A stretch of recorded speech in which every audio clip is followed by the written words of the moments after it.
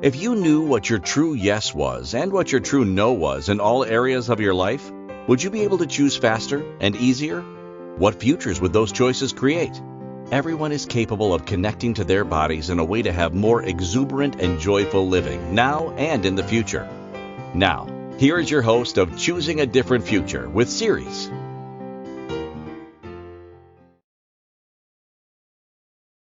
Hi everyone, I'm Siris Raquel Rivas-Verdejo.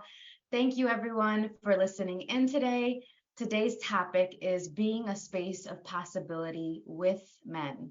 Not with them, not at them, not for them, with them. That's a key thing. So I'm Siris, like I said, I'm a body and relationship coach, which basically means that I speak to your body, connect with my body, and then if you'd like to communicate better and enjoy other people's bodies and your interactions with them more, then I'm your gal. And then on top of that, I'm also a family and child coach. I'm professionally trained as a speech and language pathologist, learning behavioral specialist, and feeding therapist. But with the family and child coaching, I get to use all of that and also look at the gifts and strengths of each member of the family so that everyone can thrive.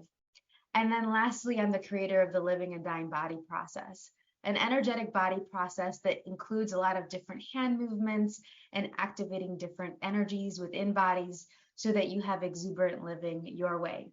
And that could be for you as an individual. Hopefully, you're including yourself in your life.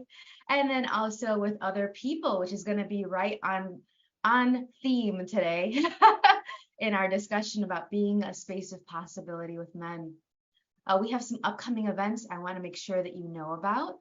We have our next awakening class. If you are interested in the living and dying body process and learning about it, it's great for people who are givers and healers and those that truly want to connect and educate other people, those that love bodies and are aware of bodies. And our next class is Friday, September 23rd. The theme of that one, let me look at my notes. The theme of that one is opening the doors to greater living. And then we have one in November that we're considering that's about gratitude for coming home to the body that you're creating, to the life that you're creating. And then we're going to also have another class in January where we're setting the tone for 2023. Yeah, gosh, it's already here. We started last week the Exuberantly You in Relationships series, an 8-part series. It was a phenomenal start. Thank you to each and every one of you who made it so great. So many great questions and input, so many great aha moments. And one of the things that we did, the first 2 calls that were last week are complimentary, and you can still receive the replays of those first 2 calls. This upcoming week onward, it's all for the people that are truly choosing the entire series that would really like to be all of themselves in their relationships and to communicate more effectively. But those first 2 calls were setting the stage for success and communication with your body in relationships. And then the second call after that was about body connection and body awareness. So really knowing your body's voice and what brings it pleasure, what makes it easier for you to have a voice in different interactions in all types of relationships. And so we had some really great questions about how to do that and in what scenarios that might be a little tricky in those first 2 calls. So thank you again for everybody, and hopefully you're going to be joining us for the rest of the series. Now, today's topic is being a space of possibility with men. There's a lot of choice with that, and I think I'm going to keep slipping up a little bit because choice is a big piece for all of us. So I'm going to read the description for this episode, and I really care about this topic a lot, and I'll tell you in a moment why. So, do you love men? Would you like to create a space with them and all of you? What if you could have a way of speaking to the space of possibilities with them beyond spoken words? There has been an interesting narrative going on about men for a long time from women and also from other men that has been influenced by generational lies, institutional manipulation, and personal experiences that have been eclipsing what is possible. if you're someone who would like to not just get along with them, have sex with them, marry them, and would instead like to go beyond that to receiving with them, raising them, and empowering them, thriving with them without the weight of what people have considered or chosen before, this is the episode for you. So I'm going to be getting into it today. We're going to consider how we're currently speaking about and for men, and get clear on what futures those choices, there's that word again, choices, are creating, so that we can open the door to a greater space of possibilities for us all. And many of you got the call knowing what doors to open and which to close. If you haven't checked that episode out, I definitely recommend it. This complements that episode really well. Okay. This topic is really important to me because I love men. I love them. I love them. I love them. I love women too. I know it's possible to love them both. And I don't actually consider it just to be two options, but we're not going to get into that discussion right now. I don't actually consider it to be only two genders that are the only options. Hi to all my non-binary friends out there. And so for me, it's also really important because I work with kids. And since I'm in the field that I'm in, where I'm working with a lot of people that have special abilities and special needs, different diagnoses, they're predominantly young boys.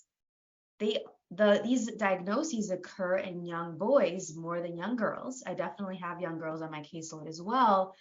And so I'm very cognizant of how they're being spoken to and how they're being spoken about, not just because of their learning differences and their communication differences, but also because I'd like them to be men that they would like to be, the kind of men they would like to be, but also men that contribute to the type of future that I would like to have, to the world that I would like to live in.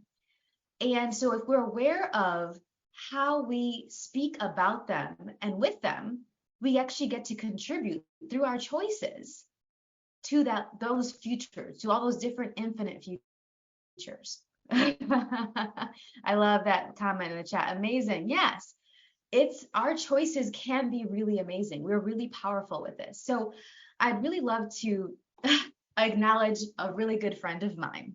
Hi, Derek.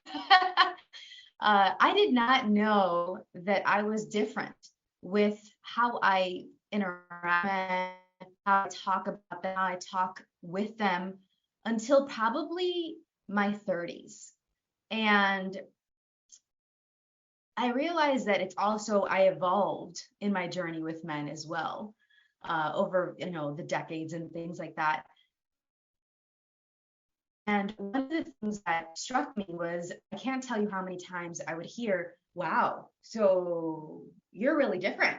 And I heard that with so many different things. I didn't really apply it to me with men until it kept coming up in dates and in interactions with my guy friends, or they would tell me about their girlfriends and their partners, and I would say something and they're like, oh, but Siris, but you're different. This doesn't apply to you. And I'm like, but I'm a woman and you're talking about women. So wouldn't we have some commonalities? And there are some, and sometimes I could help them get a different perspective and see what their partner's girlfriends were thinking about. And sometimes I would be like, I don't even understand what this person is doing, because obviously you as a guy and the type of guy that you are require this. So they would do that and talk to you in that way for what reason? So it kind of was like this, like, okay, after, 20, 30 times of this coming up, I was like, all right, maybe I should look at this. So I was visiting my friend Derek, and this was back in, I think, fall of 2017. I had just moved to Savannah, Georgia. I was having a hard time socially, and I went and visited him in Michigan, and it's beautiful in Michigan in the fall. If you haven't been, I highly recommend. It's gorgeous. And at one point, we were cooking or washing dishes or something. He's an amazing cook. He's been cooking food for me all weekend. I went there as a kind of retreat to meditate and be and reset.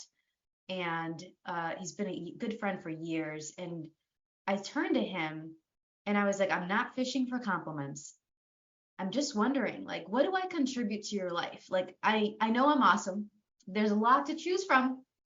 And I literally was just like really irreverent about it. I was like, okay, there's a lot of awesome here, but what out of all this awesome is really contributing to you? And he looked at me like I was an idiot. You know, those friends, like, duh, you should know this already, right? I was like, just help me out here. You know, tell me what's going on. Like, well, how do I contribute to you? And he said, well, you provide insight. You help me see things from a different perspective that I wouldn't otherwise think about.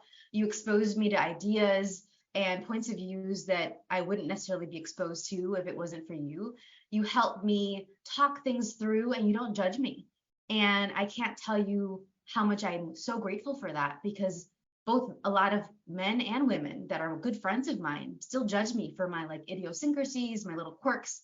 And you don't. You're like, if anything, you don't just not judge me, but you like love that about me. And I just started crying, or I was like, oh, okay, I'm so okay, that's so nice. And then I was like, I took it in, and I think it maybe came back after wiping my face and all that. And then I was like, well, do you know what you contribute to my life? And he had a total blank stare, but it was different than for me when I was just curious and asking. He really seemed to not even know that he was a gift. He didn't even seem to realize that he was contributing to me just as much as I was contributing to him. He couldn't find the words to say it. And it struck me. And I did mention to him all these different ways, just thinking about it, you know. So grateful for him. So grateful for the men in my life. And it was one of those moments where it really hit me. Wow, I wonder if the men in my life truly know that they're a gift, that I care about them. And this is, to give you some context, this is around when Me Too was flourishing, and when a lot of people were saying that all men are horrible and they're violators and they don't know anything about consent in women's bodies and how they communicate and things like that. And I definitely agree that there were a lot of them that were totally oblivious or really, you know, doing some really not okay things. And I was also concerned for the men that were allies, that had been allies to me, like my friend Derek, like so many friends, that they weren't like that. They were aware of these things, and they were being bundled up with all of these other men that were rapists and abusers and gaslighting, and were using power hierarchies in corporate jobs to manipulate and control. And that wasn't the majority of my experience. Don't get me wrong. I've definitely had some super sketchy, horrible experiences, and maybe I can talk about that later on.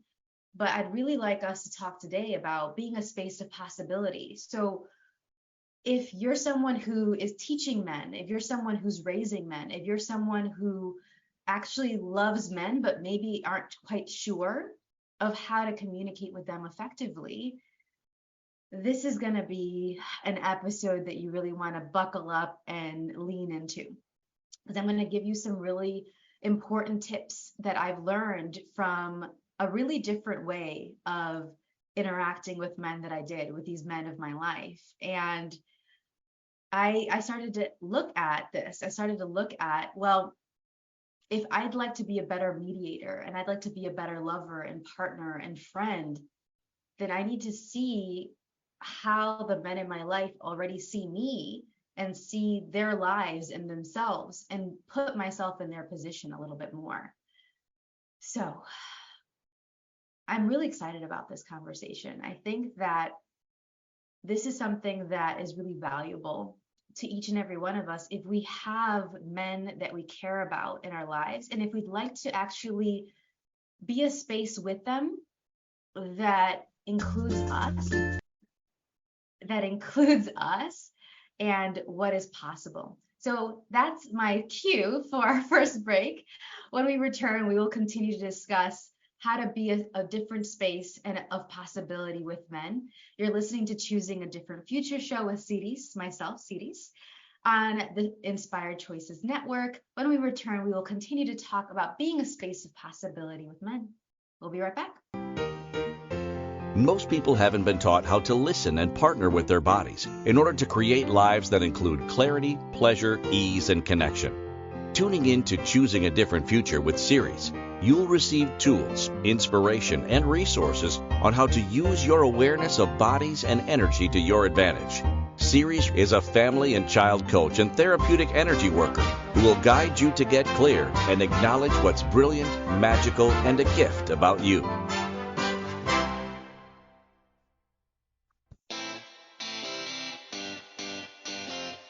Are you a subject matter expert?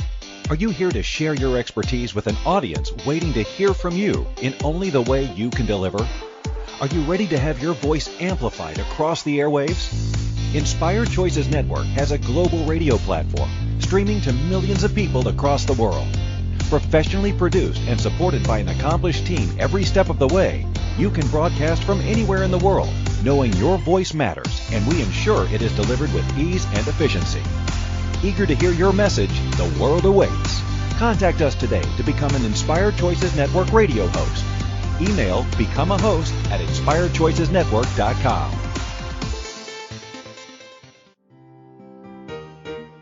This is the Choosing a Different Future show with Siris. To participate in the program, join the live studio audience in our chat room at inspiredchoicesnetwork.com. Connect with Siris through her website, empoweringlightlanguage.com. or send an email to empoweringlightlanguage@gmail.com. Now, back to the program. Welcome back, everyone. I am Siris Raquel Rivas-Verdejo on Choosing a Different Future with Siris. And today our show topic is being a space of possibility with men.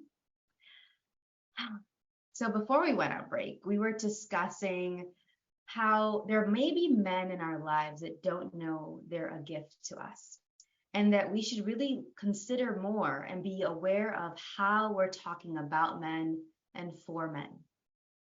And if we want to continue to do it in that same way, or maybe choose something else. So before I forget, I want to make sure that you are checking us out on all the different platforms. Anywhere that there's a podcast or TV, you can find us. We're on 450 different platforms now. Super excited about that. So make sure to tell your friends and family that would benefit from this discussion and from the other episodes on our show. Also, you can check out any past episodes on the inspiredchoicesnetwork.com. Click podcasts, click Choosing a Different Future with Siris, and you can also check out past seasons at choosingadifferentfuture.com. So one of the things that I did when I had this conversation with my friend Derek that I mentioned before the break, that made me realize, whoa, there may be men in my life that don't realize they're a gift to me. They're getting sent all these messages, including a particularly problematic one that I've mentioned in the past, in past episodes, that I do not like, that when this is being said about people with special needs as well, is that the world would be a better place without men. Maybe you know people that have said that. Maybe in a moment of frustration and anger, you've even thought this or said this yourself. And I'd really like us to look at that. Would the world really be a better place without men? And if you have fathers, if you have sons, if you have partners, and you have this point of view, well, what future does that create? Oh, there'd be less war without men. There'd be less violence. There'd be less whatever, fill in the blank. I'm not sure that's true. Have you seen Mean Girls? Have you seen, the telenovelas and all these different things and the behind the scenes machinations, very Machiavellian, that some of the women do? And also there are great women out there that aren't doing that. So we don't like it as women when men or anyone says all women are this. We don't like that.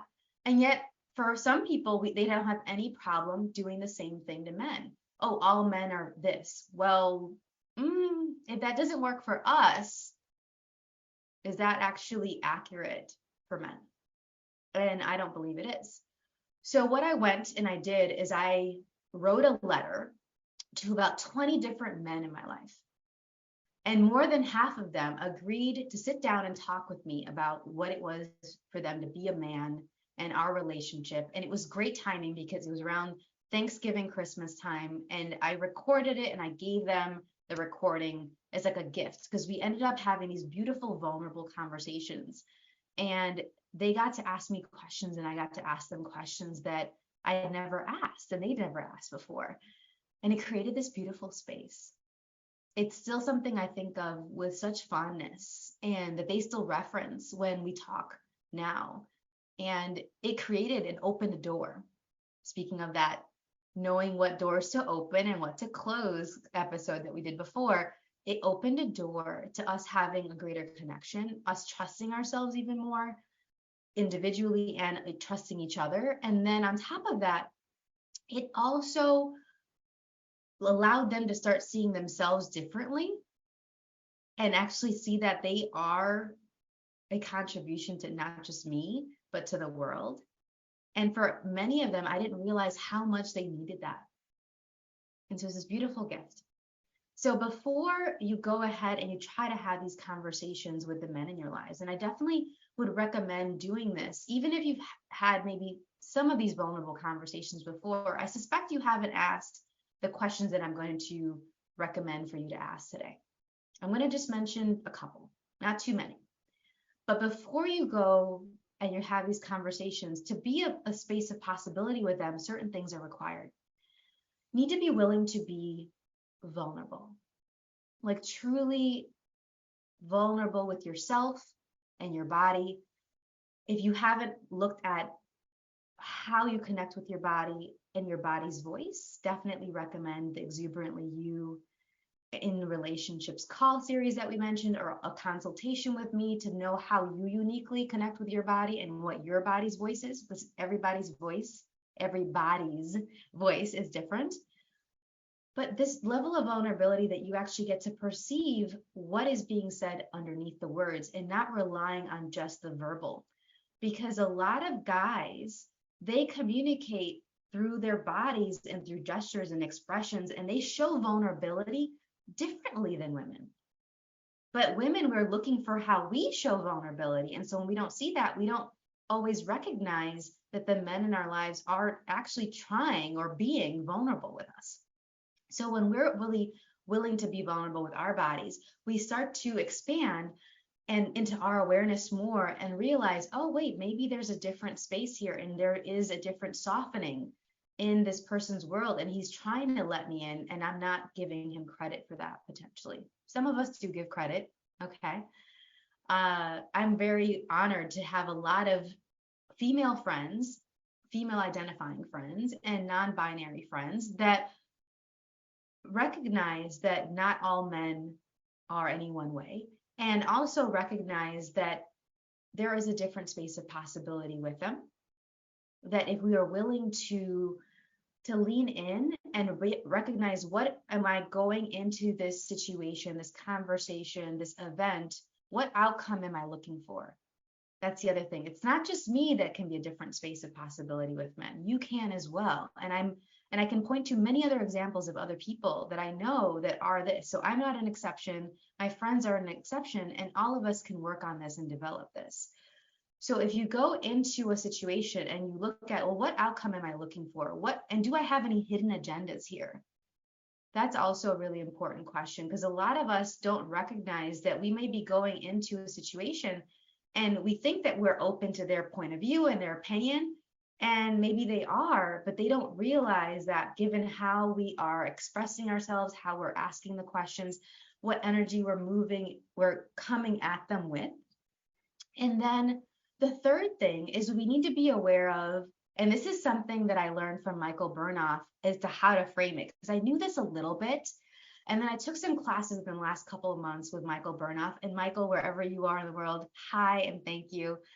He taught me how to be aware of my own state, what the state I am in with my body, mental state, emotional state, and what the other person's state is. So it's not just about me, but I'm going to start with me. What's my state?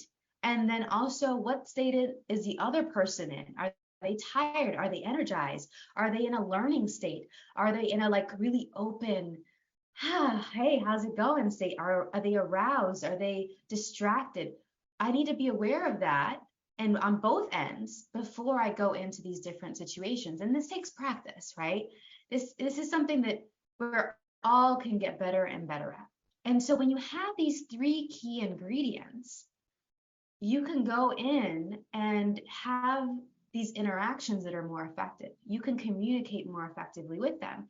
And I can't get into all the different possible scenarios in which you can have conversations and interactions with men. If you have a specific scenario that you're struggling with, I invite you to schedule a consultation session with me. We can talk through that and you'll walk away right away with personalized tools. But what I can tell you is that if you have these 3 ingredients, these 3 ways of being with men before you go in and checking in with yourself, and you have that more and more strong and clear, it's going to be more your default than maybe what you've been doing that hasn't been as effective so far. So when you have these 3 ingredients, and actually, you know what? I'm going to speak a little bit more about having a certain outcome or agenda. I realize that sometimes we go into a situation. I'm going to read from my notes. There's these 4 states, these 4 agendas that can be at play that some people may not realize is going on, that can impact how they can or cannot be an effective space of possibility with men. So let's set up the scenario. Let's say you're asking a man for their opinion. And it doesn't matter if you're a straight woman, if you're a gay man, if you're a non-binary person, if you're an educator, if you're a parent, you're approaching a young boy or a man and you'd like their opinion about something. So you're going to be vulnerable, right? Check in with yourself, expand, lower your barriers. You're going to see if what their state is, what your state is in, and then you're going to see, well, what do I have any hidden agendas here? And one of them, there's 4. One of them that you might have is you may already have decided something, and this is called the dismissive agenda. So you may have already decided what you want, what they should think, and you just want them to validate and agree with you. So that's dismissive. It's not really, you're asking for their opinion, but you don't actually care about what it is. But the words you're saying is that you care, but you actually don't. And we all know those very cliched examples of like, oh, do I look cute in this dress? And you don't really want them to tell you how you look. You want them to tell you, I'm beautiful. Oh my gosh, you look so great in that. That is super flattering. Your butt looks so awesome, right? You don't want them to be like, oh, well, is there another option? That color just makes you look pale. Or we all know those people that do that, okay? So that's the dismissive. Then there is the diluted agenda. The diluted agenda is somebody, again, doesn't matter who you are, that goes in and asks a man or a young boy for their opinion about something. And then I'm going to look at my notes for this one too, because I want to make sure that this one and the third one can be kind of confused. And I want this to be really clear for each and every one of you. So it is the diluted agenda is when you have the point of view and then you want them to say certain things so that you can convince them of your point of view. So it's similar to the first one where you kind of don't really care, but you want to hear something that they say so you can kind of have this banter back and forth. But at the end of the day, you want them to still agree with you, all right, and say what you want them to say in the way that you want them to say it. And these are important, not just if you actually have this point of view. Most of the people that come to me are people that realize that these might be happening unconsciously and they want to change it, or they don't have these agendas at all, but people are telling them, you don't care what I think, or you just want to argue with me. But that's actually not their agenda and their point of view, but they're not sure how to change their language and how they show up so that the people that they're interacting with know that they care, that they really genuinely want to know what they think.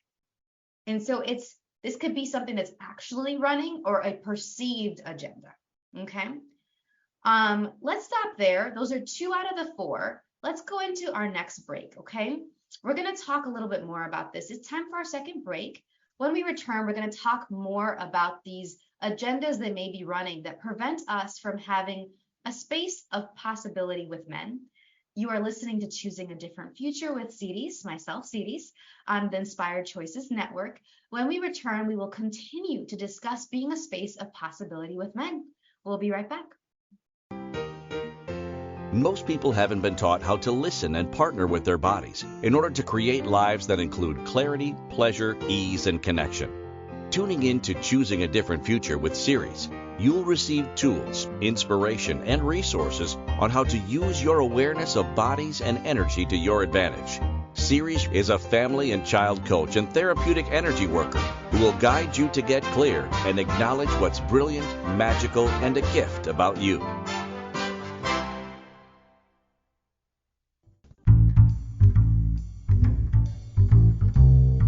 How wonderful would it be to carry your favorite Inspired Choices Network host with you throughout your day? Well, now you can. Inspired Choices Network now has its very own mobile app. Our free app offers live streaming shows, along with thousands of podcasts and TV episodes. Our shows cover a wide variety of topics. Whether you're waking up with us, carrying us through the day, and taking us to bed with you, we're always here for you to enjoy. We're easy to find. Just search for Inspired Choices Network in the Apple App Store or Google Play Store. This is the Choosing a Different Future show with Siris. To participate in the program, join the live studio audience in our chat room at inspiredchoicesnetwork.com. Connect with Siris through her website, empoweringlightlanguage.com, or send an email to empoweringlightlanguage@gmail.com. Now, back to the program. Welcome back, everyone.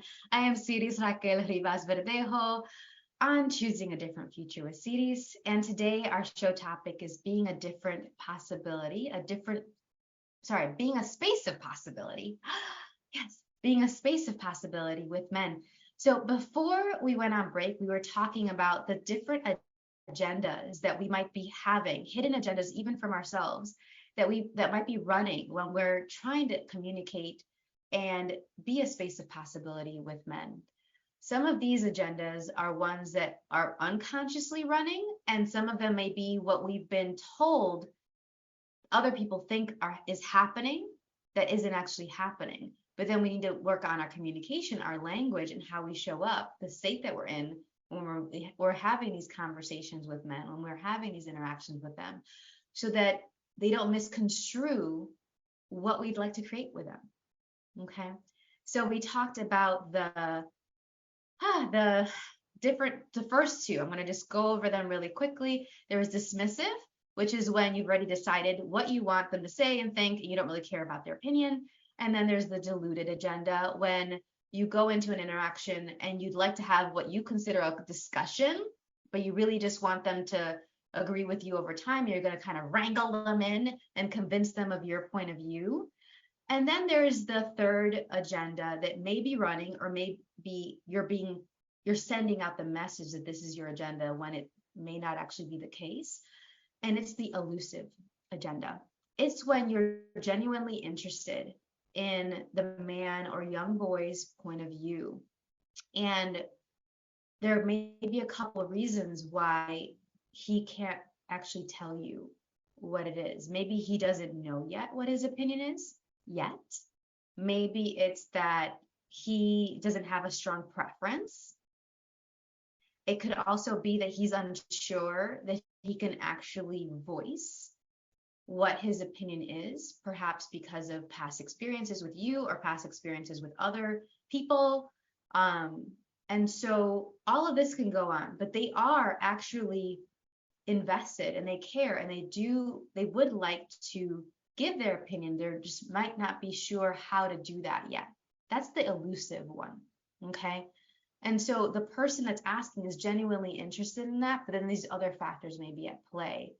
And then the last agenda is the endearing agenda. I love this one. And this is the rarest one. You don't really see this happen in depictions of interactions between men and women, and between men and other men, in TV shows, in movies, in books, in your family perhaps. It certainly didn't happen in my family, where a woman truly desires to know a man's point of view, or a person truly desires to know a man's point of view, and all of the above is going on, right?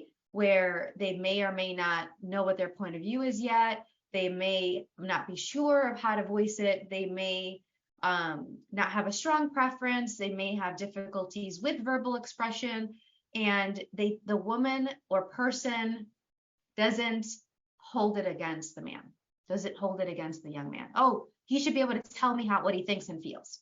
This person who's functioning from the endearing agenda wouldn't think or say that, wouldn't flagellate and punish the young man or the older man with that point of view. And so this is really important to know which of these agendas might be consciously or unconsciously running, and which of these are actually something that you want to move toward.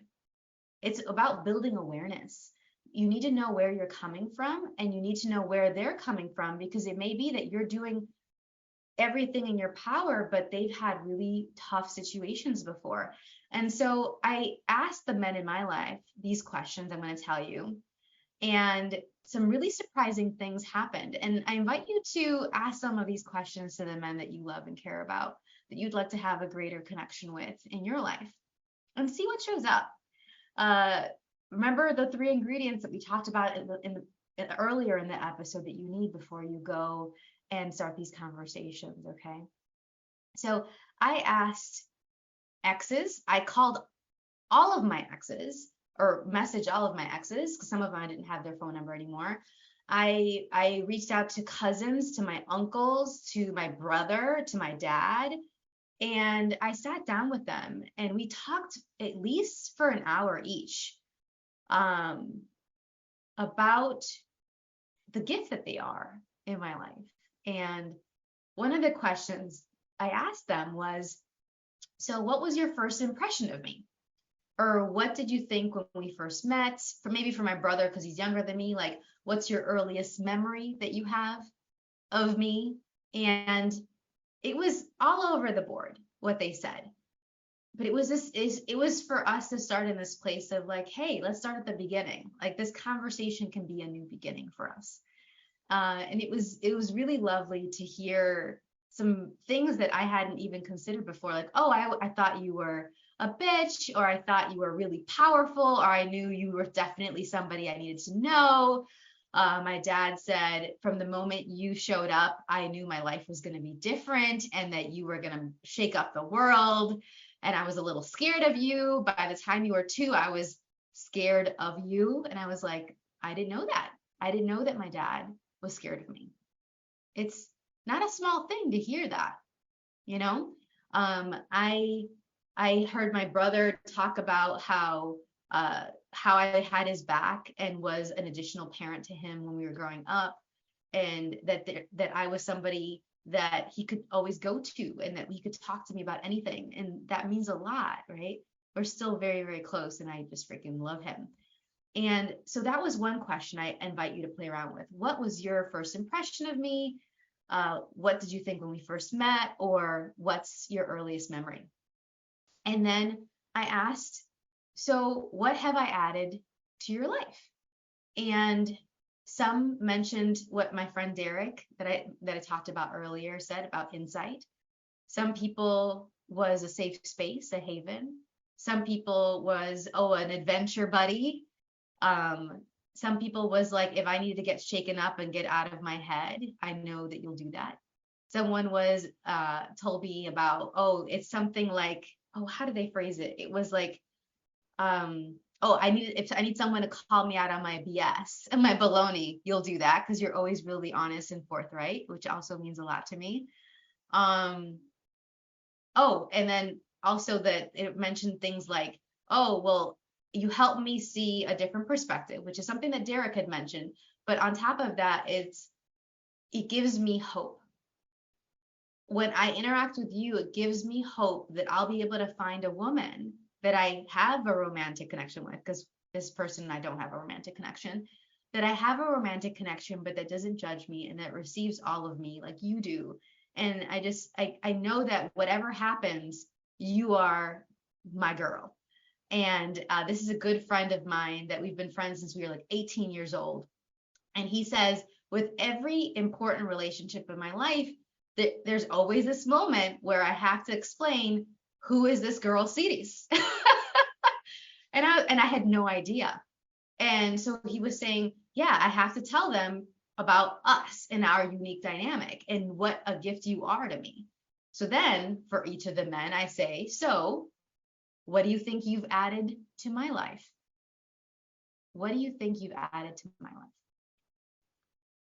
And except for like two of the men, and this was a bit heartbreaking and shocking to me, and just showed me of how important it was for me to have these conversations with them. But for only about two of them could they actually come up with anything, and they were really having a hard time. They really didn't know what they had added to my life up until then and what a contribution they were to my life. And so I got to see these beautiful men that are such a gift to me struggle to acknowledge themselves, what they bring to the table, what is good and great and awesome about them, and they couldn't even think of it like how I do. I'm like, I have a lot of awesome. There's a buffet here. Which of all the awesome? I don't even think for most of them that they really got how awesome they are. So then I got to do this thing that I'm so grateful that I got a chance to do, and I got to tell them. And for some of them, I had to check in, and I saw what I mentioned earlier, that they were showing their receiving of it in a different way than women do. They were showing their vulnerability in a different way. The way that their bodies and their energy softened was different. The way that they responded back was different. I couldn't go in there expecting a certain response. I just couldn't. I wouldn't be honoring of them. And so I got to tell them. And from those who, I have the tissue ready, just in case, getting a little emotional here. From those who, conversations with them have saved my life, to me knowing that not all men were horrible, because I had this cache, this library of amazing men that I could point to and be like, yeah, this. And I can hear for some of you, you might be like, I don't have that. I don't have this library and this database of men where I've had positive experiences with. Most of my experiences have been negative or horrific, and I get that. And I've met women, and I've met non-binary people and genderqueer people where that's been the case.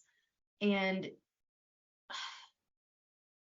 I'm just going to remind you, if you haven't listened to the other episodes, I am a rape survivor. I am someone that was violated not just by a random person. It wasn't a random person at all. It was a childhood friend that I'd known and then was dating.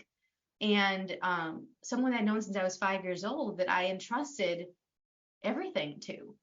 And yet I didn't let that experience eclipse what I knew to be possible. And maybe over the course of listening to this episode, you may start to get a sense of what's possible beyond your experiences, whatever they may have been so far.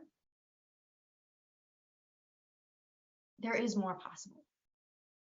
There are good men out there that are willing to have your back, that if you give them a call, they'll be right there. And if we look at, again, our vulnerability, our hidden agendas, our limiting beliefs, where we may be getting in our own way, where we may be using these past reference points to look through those lenses instead of taking off those lenses and considering a different possibility, I wonder what we could create together. I wonder what space we could be together, you know? And so I'm so grateful that I got to have that conversation with the men in my life and continue to build on that. It was a beautiful platform for growth and rapport and connection and trust that was created then. And I wonder if you played around with these questions, what it would create for you. So it's time for our third break of the show. When we return, we will discuss how we can use these questions and these tools that I've mentioned in different scenarios. Okay, so you are listening to Choosing a Different Future with Siris, with myself, Siris, on the Inspired Choices Network. When we return, we will continue to discuss being a space of possibility with men. We'll be right back. Most people haven't been taught how to listen and partner with their bodies in order to create lives that include clarity, pleasure, ease, and connection. Tuning in to Choosing a Different Future with Siris, you'll receive tools, inspiration, and resources on how to use your awareness of bodies and energy to your advantage. Siris is a family and child coach and therapeutic energy worker who will guide you to get clear and acknowledge what's brilliant, magical, and a gift about you.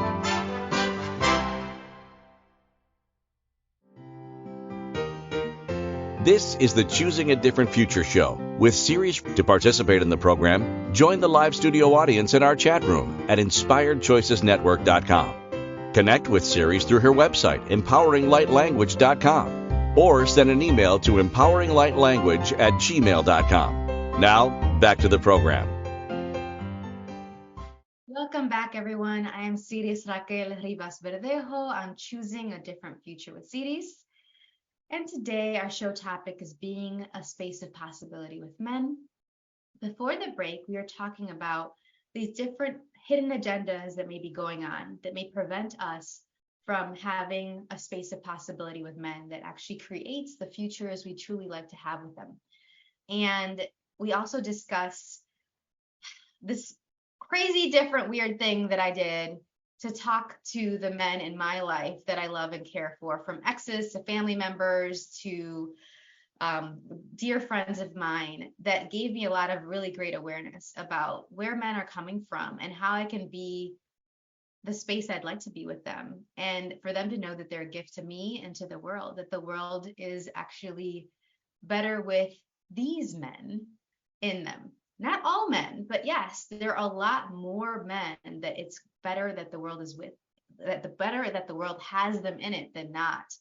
But what we flow energy and attention to, what we focus on, is what we get more of. So if we're focusing on all the men that are horrible and that are violators and that don't listen and don't care, well, I think we're creating that more and more of that. And I'm personally not choosing that, because I'd like a future of the men like the ones that I've interacted more times than not with, which has been men that are inspiring and caring and creative, and very loving.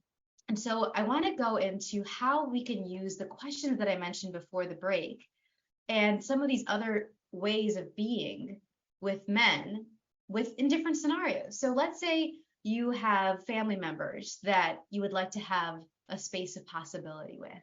A space of possibility where everyone is heard and acknowledged, that where all opinions are truly considered, where you have that endearing, that nurturing agenda that we mentioned earlier, and not the dismissive, elusive, or whatever that other one was right now. Okay, deluded. There we go. That's the other one. There's a lot of D's. And then I'd like us to consider, if we do have these family members that are, maybe we have some tricky interactions with, let's look at, well, what if we ask them, what do you think of me? And what do I add to your life? It's very telling what they might say, what they value in you. It might let you know what state they've been in past interactions with you and what state you've been with them in past interactions with them. It may give you some awareness as to how you may need to tweak your words. It may let you know what is and is not possible with them. Not everything is possible with every person, but with each dyad and each pairing of people, there is something uniquely possible, and it will hopefully shine a light on that for you so you have more clarity. I've had parents use these questions and learn how to be a space of possibility for the boys that they're raising, for the men that they're married to, for the uncles and grandparents that are a part of the whole family dynamic, to actually create more space and ease, to actually receive better from them, to be willing to talk to them in a way that they can hear, and for you to not rely on just the verbal, but also they said this, and then what's all the stuff underneath that isn't being said? And what if I didn't wait on that? What if I acknowledge, hey, I'm aware of this. I'm aware that their body's saying this. I'm aware that their energy is this right now. And how can I tweak my words and what I'm doing to honor me and them? It's not one or the other. It's honor me and them. I've had clients, if you are someone who is a therapist, an educator, anyone that's mediating between different spaces, parents who are working between different kids, this is a really key thing to develop this space of being a different possibility. Because how are we going to actually create the futures that we'd like to be in with men if we don't have a space of possibility that includes them? We're not going to wipe them off of the face of the planet. We're not all of a sudden going to be the Amazons. We're not going to all of a sudden start having babies in a lab all the time, even though that's some of the science that's showing up right now. And yet their contribution is so much more than the reproductive. And yet I see them being reduced to that, just like I see so many other people reduce women to just their reproductive parts, and that's their only value. That's not the case for anybody. And it's really beyond mean and dishonoring to do that to somebody. So if you're somebody that is a connector and a therapist, an educator that is dealing with men, young men especially, please get these tools and play around with them. Please reach out to me for more tools, because this is super, super important to me, to the world, to what I get that all of us would like to see more of. This has been really powerful for my friendships. And my friends who now get, after these conversations that I had with them, that they're a gift. They're choosing different relationships. They have better partners now. They don't judge themselves for their quirks and idiosyncrasies as much. And that's beautiful, because a world that doesn't have all that judgment, that's the world I'd like to live in. Please, is that the world you'd like to live in? I hope so. I hope so, because judgment kills. And every time we're judging these men and we're judging ourselves with them and about them, our interactions with them, we're destroying possibility. And I'd like for all of us to have a space of possibility with ourselves, with men, with women, with everybody that we truly would like to have these connections with. So I hope you enjoyed our discussion so far. I hope you enjoy the questions a little bit, play around with them, let me know what it creates for you. This is a great way to build trust and rapport between couples, build confidence in kids, create a different future for all of us. And I hope you join us in our next episode, which is going beyond surviving when you're a survivor. And I'm going to read the description of that a little bit. And hopefully you'll enjoy this conversation. Share it with anybody that you know would benefit from it. This next episode is going to be going beyond surviving when you're a survivor. Are you a survivor or have overcome and something momentous? Have they told you that you shouldn't be happy, successful, or thrive given what happened? Working with people who have survived and chosen to create something different as their lives has been some of the most gratifying aspects of what I do. One thing that repeatedly comes up, no matter if we are moving beyond nasty breakups, chronic illness, rape, or trauma in other forms, is this idea that other people try to dictate who we are, what they think we're capable of, and try to limit what is possible as our life after these events. So no matter what someone has experienced, it doesn't have to define them, and yet they will tell you over and over again that this is your possible choices, that this is your identity now. So this is who you are. This is what they try to say. Are we going to let them control our mindsets, our lives, and the choices available to us? No. Let's show ourselves what we truly are capable of now and in the future. And join us for that next episode. It'll be next Friday at 10 a.m. Eastern US. I really enjoyed this conversation. Thank you so much for being here. Thank you for listening to the Choosing a Different Future show. Siris returns Fridays at 10 a.m. Eastern, 9 a.m. Central, 8 a.m. Mountain, and 7 a.m. Pacific on InspiredChoicesNetwork.com. Until then, keep choosing what will work for you and your body, your own unique way honoring what will work for you.